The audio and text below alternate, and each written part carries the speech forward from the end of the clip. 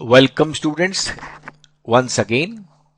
आज हम फिर कुछ मोशन इन अ प्लेन के सेकंड वीडियो पर आपके सामने हाजिर हैं। इन क्वेश्चंस को आज हम फिर करेंगे।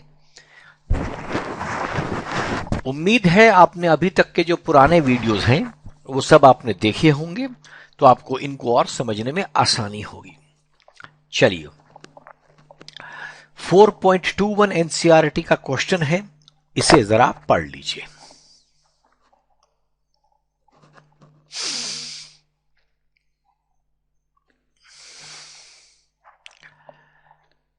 आशा करता हूं आपने क्वेश्चन पढ़ लिया होगा।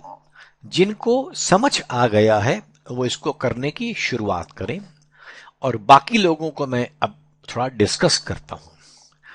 एक पार्टिकल है जिसके बारे में मुझे t इक्वल टू 0 मतलब स्टार्टिंग में इनिशियली मुझे उसकी वेलोसिटी 10j दी गई है। j माने y एक्सिस, और उसमें x एक्सिस बिल्कुल भी नहीं है। पर जो एक्सेलरेशन है वो मेरे पास 8i प्लस 2j है। तो एक्सेलरेशन में i और j दोनों है, वेलोसिटी में सिर्फ j है, i नहीं है। और क्वेश्चन में पूछता है बॉडी का x कोऑर्डिनेट बताइए, उसका जब 16 होगा कितनी देर में होगा, और सेकंड पार्ट कि उस समय y कोऑर्डिनेट कहां होगा, ये a पार्ट है। और दूसरे में पूछता है उसकी स्पीड उस समय क्या होगी। अब यहां पर ध्यान दीजिएगा, x और y हमें दिया गया है i और j में, तो हमें i का काम अलग करना है, j का काम अलग करना है। इस करने के दो तरीके हैं। या तो आप इसको वेक्टर इक्वेशन में लिखने की आदत डालें। वेक्टर इक्वेशन से क्या मतलब है, i j साथ साथ लिखें, और आखिर में x कोऑर्डिनेट को i से और y कोऑर्डिनेट को j से आप इक्वल कर ले और सब निकाल लीजिए। या दूसरा इसका तरीका है, शुरू से ही आप x और y को अलग अलग कर दीजिए। आइए एक एक करके करते हैं। जिनको अब भी समझ आ चुका है वो इसको स्टार्ट करें, बाकी लोग अब देखें। हम पहले इसको वेक्टर फॉर्म में करते हैं। सीधा हमने वेक्टर इक्वेशन लिखनी है, r equal to u t plus half a t square. अब देखिएगा हमारे पास क्या है, 10j, इसमें i नहीं है, हमने लिखा ही नहीं है, और 8i plus 2j into T square लिखा है। और ये r क्या होता है, देखिए xi प्लस yj है। अब आप देख सकते हैं x कोऑर्डिनेट में क्या है, हमारे पास सिर्फ i वालों को i के साथ कीजिएगा, j वालों को j के साथ कीजिएगा। तो i वाले में हमारे पास इनिशियल वेलोसिटी नहीं है, तो i वाले का इक्वेशन हमारे पास हाफ 8 इंटू टी स्क्वायर हो जाएगा x वाले का, और y वाले में क्या बनेगा, ये 10t होगा, यहां पर t होना चाहिए, 10t plus half a t square. आइए अब इसको करते हैं। तो अब हमने क्या किया, x वाले में क्या दिया था आपको, x को दिया 16 मीटर, हमने 16 को इक्वल कर दिया 4t स्क्वायर से, क्योंकि मैंने आपको बताया x वाले में j मतलब i वाले है, j है ही नहीं। और इससे आपके पास t की वैल्यू आ गई प्लस -2। -2 हम लेते नहीं है, इसलिए हमारा आंसर हमने t इक्वल टू 2 लेना है। अब पूछता है इस समय y कोऑर्डिनेट क्या होगा। अब y के लिए मेरे पास टाइम यही और दूसरे हिस्से में जाएगा जिसमें इनिशियल वेलोसिटी 10 है और एक्सेलरेशन 2 है। तो 10t प्लस टी स्क्वायर बन गया y के केस में, और हमने इसकी वैल्यू जब पुट किया 24 मीटर आ गया। तो हमारे पास क्या इक्वेशन आ गई कि 2 सेकंड के बाद x कोऑर्डिनेट 16 मीटर पर होगा और उस समय y 24 मीटर पर होगा। अब हम क्या करते हैं, इनको अलग अलग तोड़ के आपको बताते हैं। हॉरिजॉन्टल और x कंपोनेंट को मैंने अलग कर दिया, मैंने इसको और वर्टिकल को अलग कर दिया। हॉरिजॉन्टल में मेरे को क्या पता लगा, u 0 है, u मतलब i कोऑर्डिनेट, और a कितना है, 8 है मतलब i कोऑर्डिनेट। और इसी तरह वर्टिकल कंपोनेंट में u मेरा 10 है और एक्सेलरेशन मेरे पास 2 है। अब हमने क्या करना है, x की वैल्यू 16 है, उसको निकालना है 1/2 इंटू 8t स्क्वायर, उससे हमारे पास t की वैल्यू वही प्लस -2 आ गई जो पहले आई थी। और इसी तरह y की वैल्यू में के लिए मैंने t equal to y equal to 10t plus t square कर दिया, तो मेरे पास वैल्यू 24 आ गई। वैल्यू तो देखिए सेम ही आनी है। अगर आप i j k के साथ साथ कर सकते हैं तो उसको साथ साथ कीजिए। अगर आपको लगता है शुरू से ही आप x और y अलग अलग करके आपको ज्यादा आसान पड़ता है तो आप वैसे कीजिए। अब हमको वेलोसिटी निकालनी है। अब देखिए हमने एक्स वाली निकालनी है, निकालनी क्या हमको स्पीड। तो स्पीड का क्या मतलब हुआ, आपको वेलोसिटी का मैग्नीट्यूड निकालना है। तो अब हमारे पास वेलोसिटी एक्स एक्सिस की अलग होगी और वाई की अलग होगी। तो हमने पहले वी एक्स निकाला, u प्लस 80 फॉर्मूला लगाया है, क्योंकि u 0 है तो 16 आ गया, 8 इंटू टी मेरा 2 सेकंड है। इसी प्रकार मैंने वी वाई निकाला, वो आ गया u प्लस 80 दैट इज 14।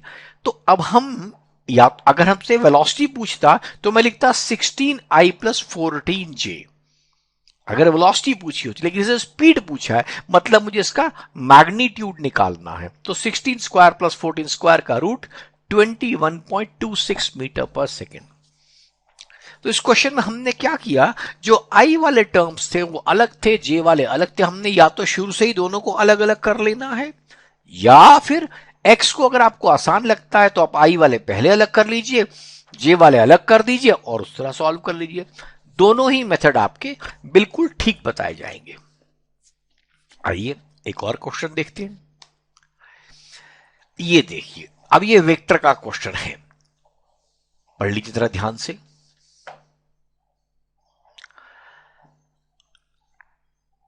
अब हमारे पास क्या आया है, ये i प्लस जे और i माइनस जे का मैग्नीट्यूड और डायरेक्शन पूछ रहा है। ये जो पहली लाइन लिखी है i and j are unit vectors along x and y, ये तो स्टैंडर्डली आपको बता दिया, पर ये आपको मालूम ही है। अब हमसे कहता है i प्लस जे और i माइनस जे, और फिर निकालना है 2i प्लस 3j के components along the direction of i plus J and i minus J, और फिर लिखा यू में यूज ग्राफिकल मेथड। आइए हम सबसे पहले एक्स एक्सिस बनाते हैं, वाई एक्सिस बनाते हैं, और वेक्टर i प्लस जे बनाएंगे। इसी प्रकार वेक्टर i माइनस जे बनाएंगे। आपको मालूम है इनके कोऑर्डिनेट 1,1 और 1,-1 होगा। तो हमारे पास क्या आएगा, और ये जो दूसरा वेक्टर बना 2i प्लस 3j, ये मैंने अलग बना दिया क्योंकि इसके coordinate 2i plus 3j, x में 2 है y में 3 है। अब हमको कंपोनेंट निकालने हैं इस ब्लू वाले वेक्टर के अलोंग i प्लस जे और i माइनस जे के। तो i प्लस जे के अलोंग निकालने के लिए मैंने ये डॉटेड लाइन खींच दी, और इसी प्रकार दूसरे की डॉटेड लाइन खींच देने के बाद हम दोनों लाइनों पर परपेंडिकुलर खींच देंगे। ये देखिए ये बन गया, जो आपने अभी ब्राउन लाइन देखी, ये देखिए फिर से ये ब्राउन लाइन i प्लस जे पर इसका कंपोनेंट है, और ये वाली ब्राउन लाइन दूसरी वाली लंबी वाली है, वो i माइनस जे पर उसका कंपोनेंट है। अब हम एक एक करके इसको, ये हमने डायग्राम बना लिया क्योंकि इसमें लिखा था ग्राफिकल मेथड से आप इसको करिए। अब आई देखिए, अब हमारे पास सवाल आता है i प्लस जे और i माइनस जे के बारे में। अब हमने सबका नाम रख दिया। ओ ए इज अ वेक्टर, जो इसका हमें कंपोनेंट निकालना है अलोंग ओसी एंड ओडी, ये हमने नाम दे दिए। अब इधर देखिए R1 क्या था, i प्लस जे, और अब आपको क्या मैग्नीट्यूड और डायरेक्शन चाहिए। आपको पता है मैग्नीट्यूड के लिए i के कोफिशिएंट का स्क्वायर और j के कोफिशिएंट का स्क्वायर करके ऐड करना है, विच इज √2, और एंगल क्या होगा, y component upon x component का tan। इस केस में क्योंकि i और j दोनों बराबर है 45 डिग्री आ जाएगा। इसी प्रकार R2 को देखिए, ये बन जाएगा i माइनस जे, तो इसका मैग्नीट्यूड देखिए वही रहेगा, लेकिन एंगल क्या बन गया, आप देख सकते हैं जे वेक्टर नीचे है, इसका मतलब एंगल मेरा इसका फोर्थ क्वाड्रेंट में आएगा, इसलिए एंगल हमारे पास या तो -45 कहिए या 315 की, दोनों एंगल आपके ठीक बताए जाएंगे। अब हमारा रह गया कंपोनेंट ढूंढना। कंपोनेंट का मतलब क्या हुआ, ओ ए का component will be O C on i plus J. तो कंपोनेंट कैसे निकाला जाता, जरा इसको समझिए। Projection of O A on O C, जो ओ ए का प्रोजेक्शन होता है ओ सी पर, वही उसका कंपोनेंट है। अगर हम क्या करें, देखिए component of 2i plus 3j along i plus J पहले निकालेंगे, इससे आप सब समझ लीजिएगा बिल्कुल आराम से। अब अगर मैंने कहा ओ सी की वैल्यू देखिए क्या है, O A into cos theta, क्योंकि मैंने लिया triangle A O C is theta, तो आपको पता है कॉस थीटा लगाने में क्या हो जाएगा, O C upon O A, O C upon O A is cos theta, इस वजह से ओ सी की value O A cos theta हो जाएगी। अब इसको आप समझे, प्रोजेक्शन कभी भी ए वेक्टर की बी वेक्टर पर प्रोजेक्शन निकालनी है तो हमको क्या चाहिए, ओ ए क्या है, देखिए वेक्टर है, और कॉस थीटा क्या है, जिस पर कंपोनेंट निकालना है, उसका कॉस थीटा। ये देखिए A cos theta, A on B which is basically A dot B upon mod B.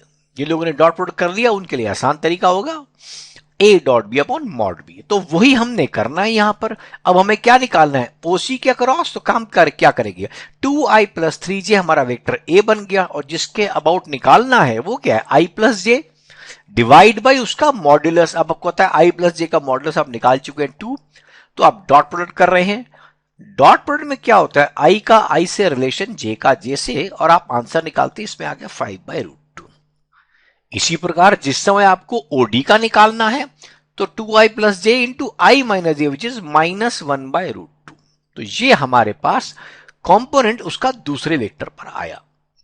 तो कंपोनेंट ए का बी पर निकालने का मतलब A dot B upon modulus B, और अगर आपको बी का ए पर निकालना है तो B dot A upon mod A. ये हमेशा याद रखिएगा। आई होप ये वेक्टर का क्वेश्चन आपको समझ आया। इसके लिए आपको थोड़ा सा डॉट प्रोडक्ट और क्लियर होना चाहिए, और बाकी इसमें कुछ नहीं है। चलिए अब इस क्वेश्चन को देखिए, पढ़िए जरा आराम से। एक हवाई जहाज 3400 मीटर हाइट पर चल रहा है, ठीक। जमीन पर दो पोजीशंस के बीच में 10 सेकंड की दूरी में 30 डिग्री का एंगल बनता है, ठीक। अब इसमें थोड़ा सा एनसीईआरटी को क्वेश्चन एक्सप्लेन करना नहीं आया, क्योंकि इसका एक्चुअल डायग्राम जो क्वेश्चन के लिहाज से बन रहा है वो ये बन रहा है। लेकिन ये जरूरी नहीं है, कोई आदमी इसको सीधा भी बना सकता है, क्योंकि आपने 10 डिग्री बोला था, आपको कहना चाहिए था कि वर्टिकल लाइन से 15 एक तरफ 15 एक तरफ, इस क्वेश्चन की लैंग्वेज के लिए। तो कई लोग इसमें ये भी कहते हैं सर क्वेश्चन हमको कैसे पता लगेगा, तो थोड़ा सा इसमें ये एरर क्लैरिफिकेशन की जरूरत है। अब हमारे पास क्या ये हाइट है विच इज 3400 मीटर्स। इसी प्रकार मैंने ये हाइट यहां बना दी, और ये एंगल 30 डिग्री का। इसका मतलब आधा ट्रायंगल 15 डिग्री का है।